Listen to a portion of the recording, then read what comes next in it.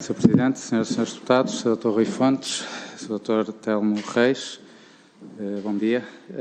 Eu começava por lhe perguntar se confirma que o Sr. Dr. foi convidado pelo Fundo de Resolução para ser administrador do novo banco. Bom dia, Sr. Deputado. Aproveito para cumprimentar o Sr. Presidente, como bom dia, todos os seus deputados e as suas deputadas. Sim, efetivamente, fui convidado para fazer parte da administração do Dr. António Ramalho pelo Fundo de Resolução no início de 2017. Pode descrever-nos em que termos é que foi formulado esse convite?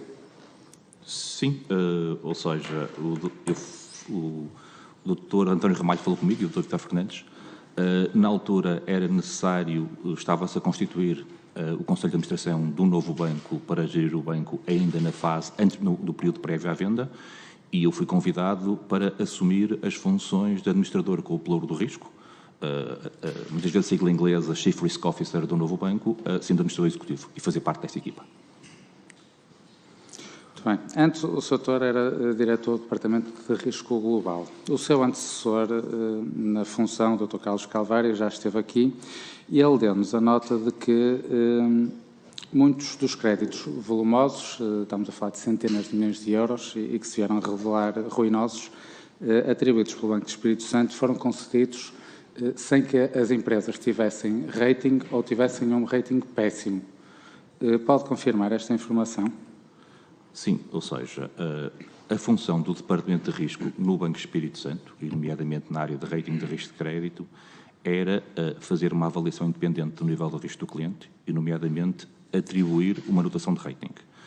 Efetivamente, o que viemos a constatar é que muitos dos créditos que geraram perdas e que têm sido, inclusive, alvo desta comissão, foram, na altura de originação, originados e aprovados ou com um rating bastante degradado e, portanto, já fora do normal apetite de risco, ou, inclusive, sem rating atribuído pelo Departamento de Risco. Isto era possível no processo de decisão do Banco Espírito Santo, na medida em que o órgão máximo de decisão, que era o Conselho Diário e Financeiro de Crédito, onde estava representada a administração do Banco Espírito Santo, tinha poder para decidir operações sem rating ou sem parecer de risco. E, portanto, eu confirmo que muitos destes créditos foram atribuídos com maus ratings desde o início ou sem parecer de risco. E este tipo de procedimento durou até quando? Doutor, ainda na fase do Banco Espírito Santo, no final de 2013, não tenho exatamente a data de memória, houve uma alteração do regulamento de funcionamento do Conselho Financeiro de Crédito no sentido de assegurar que estavam presentes o maior número de administradores e, nas operações de maior variação, a presença do administrador com o pelouro de risco. Estava também previsto a existência em grandes operações, ou futuras grandes operações, de um parecer do Departamento de Risco. Isso estava em implementação, depois aconteceu a resolução, com a criação do novo banco e a partir de, penso que setembro de 2014, há ali umas semanas no meio que são relativamente difíceis de tratar, mas já dentro da administração do Dr. Eduardo Sedóquio da Cunha, este processo alterou-se e começou-se a exigir duas coisas. Por um lado, que houvesse um parecer do Departamento de Risco, na altura da área de rating, para a maior parte das operações, não todas, porque não havia capacidade operacional para, de repente, se passar a dar pareceres sobre todas as operações, mas principalmente foi começado a ser perguntado oralmente no Conselho de Crédito a opinião da área de risco em todas as operações. Eu posso lhe dizer que eu nunca participei no Conselho de Crédito do Banco Espírito Santo, não era a função, mas a partir de dezembro de 2014 participei em todos os Conselhos de Crédito do novo banco, enquanto diretor do Departamento de Risco do novo banco até 2017 e a partir daí enquanto administrador com o pelouro. Todos, quer dizer, exceto de férias e situações muito pontuais, não é?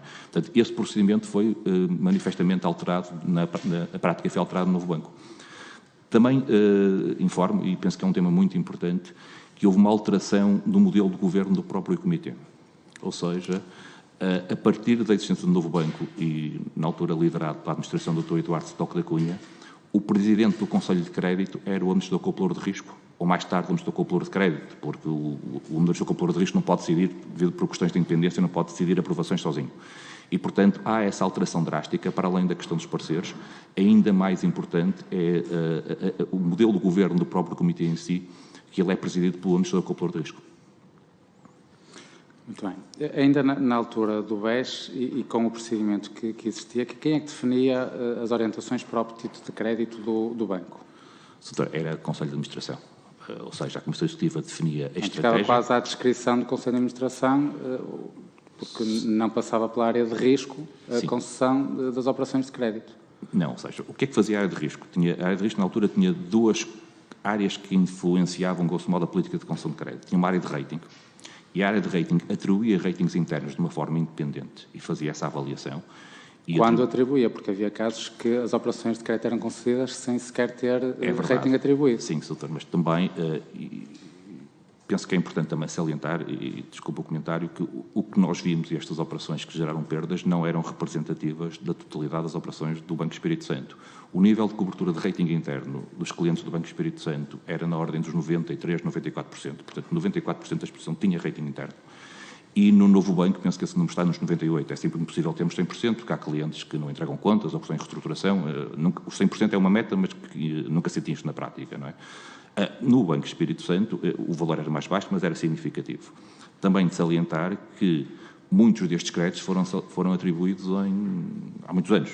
Muitos deles antes da crise financeira, foram reestruturados a partir daí. Portanto, no momento original, ainda não estavam montados estes processos que permitissem a atribuição de rating interno. Portanto, esse é o principal fator. Não sei se respondi. Sim, isto para mim é muito difícil de compreender esta situação, porque isto é quase o beabá da banca e da concessão de risco e do consumo de capital. Se estamos a conceder crédito a empresas que ou não têm rating péssimo, isto a nível de consumo de capital tem um impacto brutal nas contas do banco. Sim. Como é que era possível conceder créditos desta ordem de grandeza, de centenas de milhões de euros, com clientes nestas condições? Deputado, relativamente à questão do consumo de capital, confirmo. Ou seja, efetivamente, como os créditos tinham um rating degradado e o BES, no caso, e também o Novo Banco, eram bancos no método IRB, portanto no método de suas internas, o consumo de capital era significativo. Aliás, na altura, se consultar os relatórios de disciplina de mercado do Banco Espírito Santo, quer do Novo Banco, sempre apresentou ratios de consumo da RWA superiores à média do mercado, refletindo exatamente o perfil de rating da organização. Deputado, como é que foi possível conceder? Eu acredito que as pessoas... Eu não fiz parte do processo de decisão e, portanto, não posso explicar o julgamento que na altura foi feito pela Comissão Executiva do BES. Acredito que tivessem outra informação para, além da análise técnica de risco, que era feito pelo Departamento de Risco, que os levasse a conceder esse crédito. Isso não lhe consigo responder. Mas o Sr. esteve, antes de ser diretor do Departamento de Risco Global, estava nessa equipa? Eu estava na equipa, ou seja... Eu, antes de ser diretor-coordenador, no final de 2012, em 2013, estava no Departamento de Risco e estive durante o Departamento de Risco muitos anos. No meu currículo profissional, estou no início do Departamento de Risco na área de desenvolvimento de modelos. A minha primeira função, quer dizer, eu trabalhei durante 10 anos na área de grandes empresas no Porto e depois venho para Lisboa desenvolver um modelo de rating de médias empresas e um modelo de pricing de RAROC.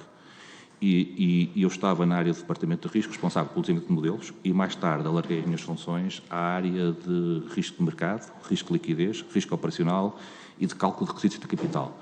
E eu, só a partir de final de 2012, na prática de 2013, é que comecei a acompanhar as áreas de rating, porque não tinha intervenção nessa área.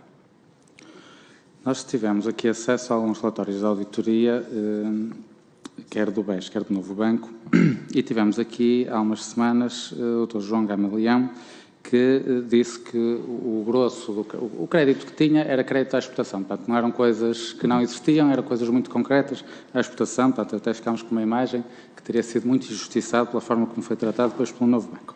Mais tarde tivemos aqui o diretor da recuperação de crédito, em que nos explicou que as contas do grupo pré-build estavam empoladas.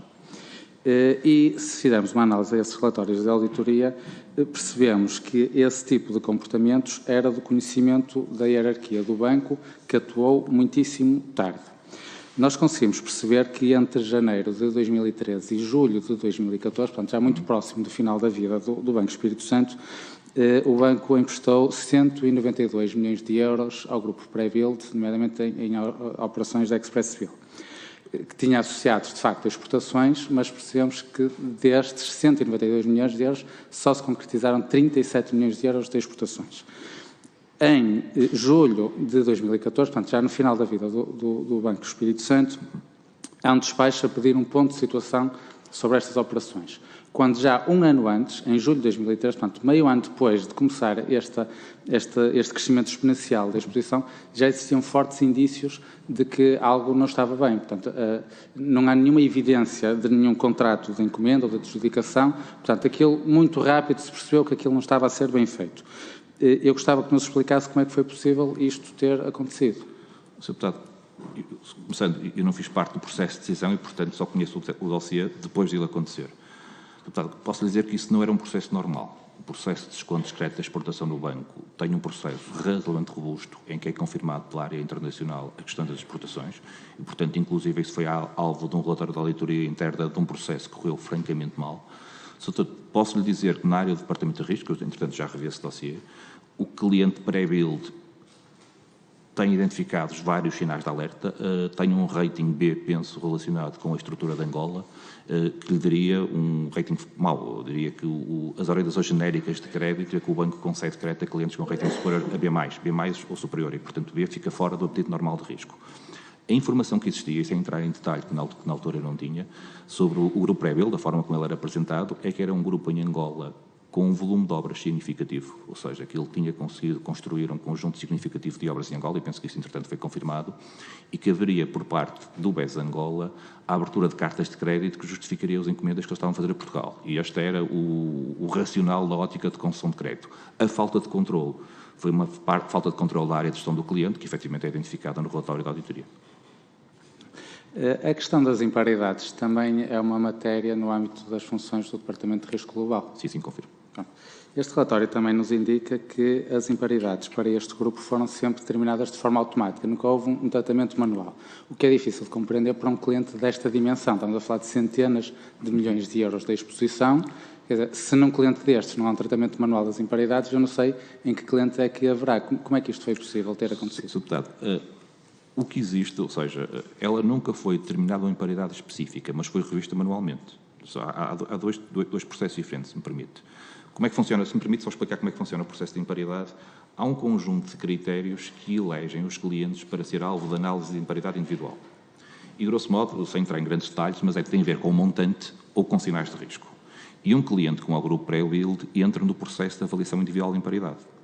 Quando se faz a avaliação das duas, ou se entende que é necessária imparidade, e ele entra aí sim, como diz o relatório de auditoria, numa análise, numa imparidade específica que lhe é atribuída, ou se entende na avaliação que se faz na altura que não é necessária imparidade específica, ele volta ao modelo coletivo.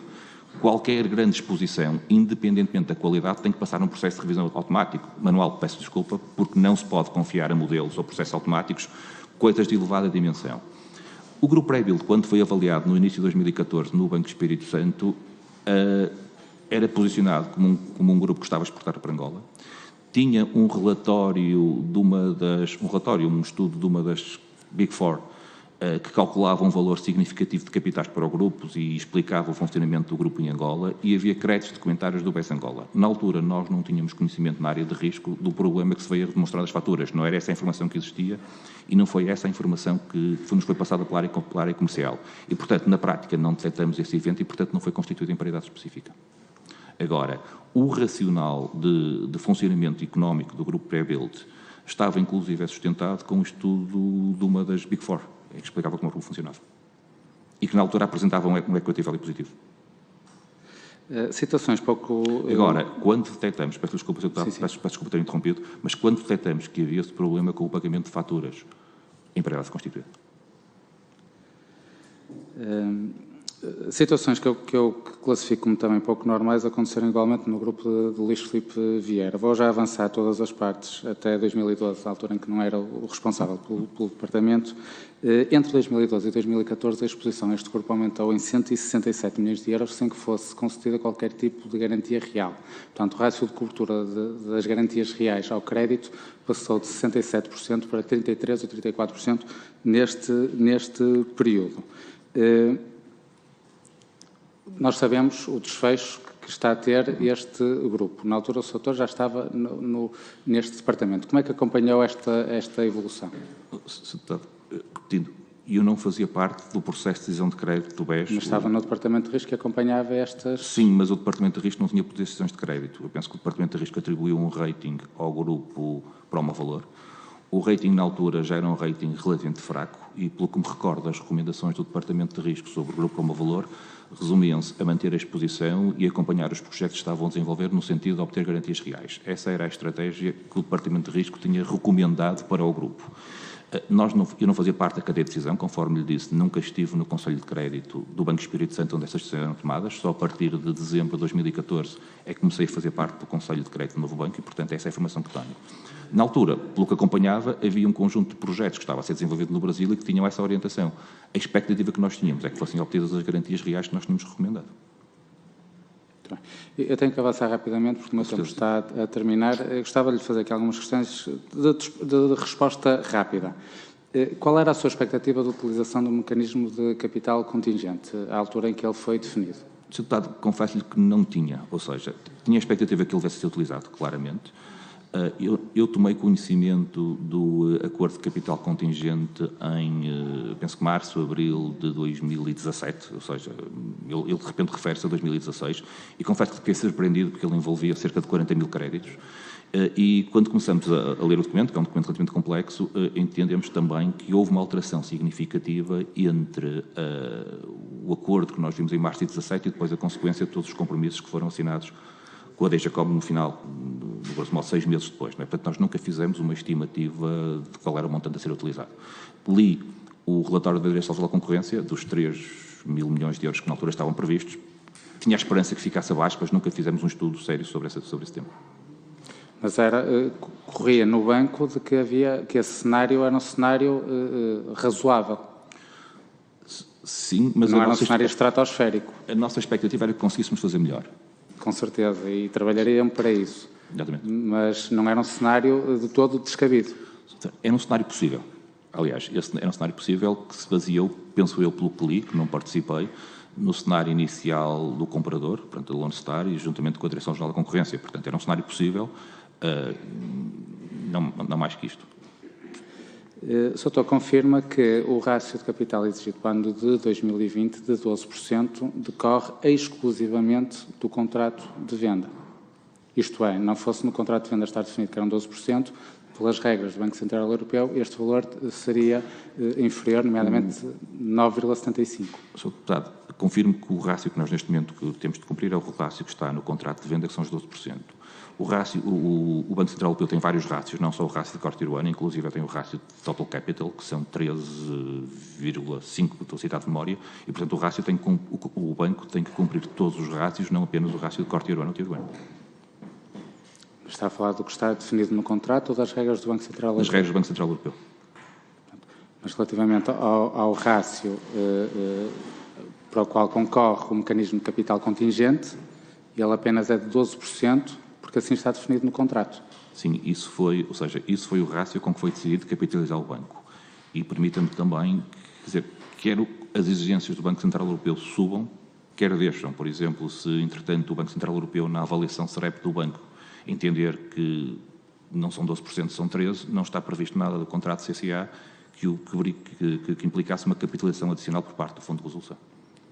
Confirma também que qualquer perda que decorra dos atos de gestão do novo banco concorrem para as chamadas de capital. Deputado, eu penso que não é esse o racional com o que foi feito o contrato, ou seja... Mas é a consequência prática da forma como ele foi celebrado. A partir do momento em que o montante total de perdas ultrapassou o montante máximo previsto no acordo de capital de contingência, o que já é verdade, digamos que a quantidade de capital que seria possível reduzir às perdas derivadas da gestão normal do banco será maior ou menor, dependente das várias decisões de gestão do banco. Isso com certeza que lhe confirmo. Muito bem. Só para terminar, Sr. Presidente, se me permite só mais uma última questão. Qual é a sua expectativa, o desfecho? Portanto, existem aqui alguns diferentes com o Fundo de Resolução, nomeadamente a questão da IFRS 9 e da venda da sucursal de Espanha. Qual é a expectativa que tem para o desfecho? Naturalmente que acreditam que será positivo, mas qual é a expectativa realista? Se estão plenamente convencidos que têm razão ou se entendem que de facto é um tema em que a probabilidade de terem sucesso não é assim tão elevada? É uma questão jurídica, permite-me, eu penso que já tivemos várias pessoas com formação jurídica a pronunciar sobre o tema. A minha leitura do contrato não jurídica, não especialista, é que a expectativa de nós ganharmos, a minha opinião, é elevada, na medida em que o banco cumpriu o que estava previsto no contrato.